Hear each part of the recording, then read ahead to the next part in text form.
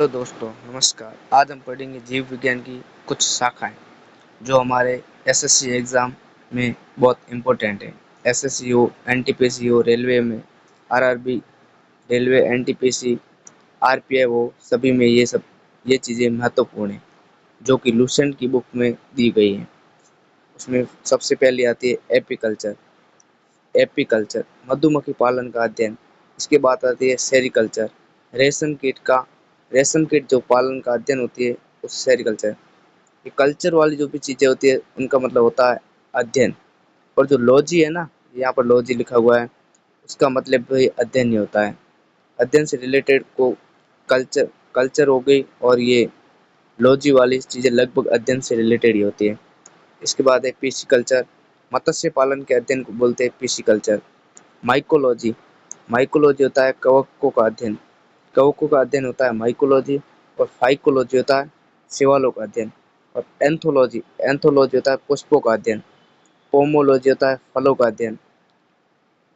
Ornithology होता है पक्षियों का अध्ययन। पक्षियों का जो अध्ययन होता है उसे बोलते हैं ऑर्निथोलॉजी। मछलियों का अध्ययन को बोलते हैं एंटोमोलॉजी। कोई भी पूछ ले कि मछलियों का अध्ययन क्या होता है, इफ्थियोलॉजी, सॉरी, एंटोलॉजी होता है कीटों का अध्ययन। एंटो एंटो हमें ये लगभग अपने इंग्लिश में भी आता है चीज। एंटोलॉजी इंग्लिश में भी वोकेब के रूप में पूछा जाता है, कीटों का अध्ययन।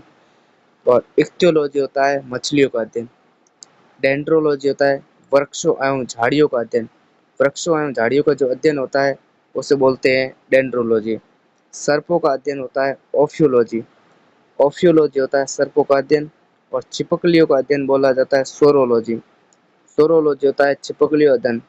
सिल्वीकल्चर काष्ठी पेड़ों का संवर्धन।